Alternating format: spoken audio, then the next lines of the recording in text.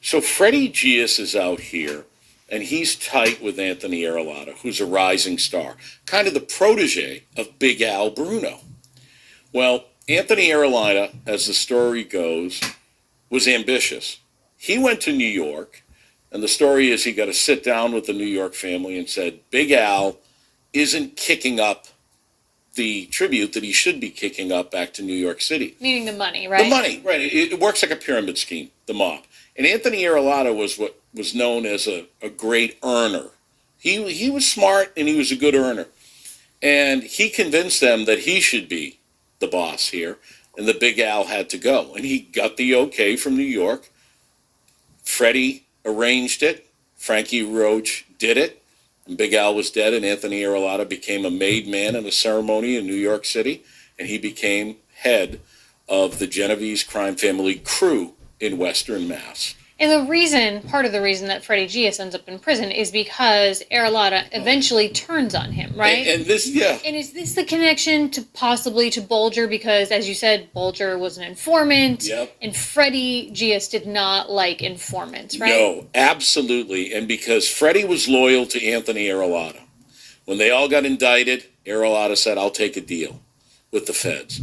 And he gave evidence that Freddie masterminded the murder of Bruno, that Freddie helped to kill Gary Westerman, who was another low-level guy who was dating, I believe, Arillotta's wife's sister and was supplying her with drugs. This came out in the trial and things, and he wanted him out of the picture.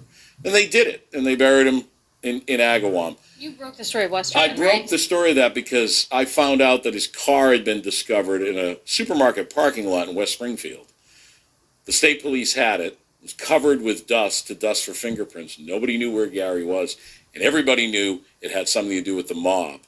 And that was the focus of all organized crime investigation, and then boom, a few weeks later, Al Bruno's murdered. Well, Arillotta turns on Freddie, and Freddie is going to spend the rest of his life in jail, well, was prior to this, and he hates rats. And what I learned about Freddie when I was reporting on him, Freddie had kind of a strange upbringing. He was separate. Freddie and Ty were separated from their parents. And I'm not a psychologist, but that's often the MO of those in organized crime and in gangs. They're looking for a family. They find a family structure, and they're incredibly loyal. And, of course, Freddie being Greek could never be a made member of the mafia, but he could be a mob associate and a mob hitman.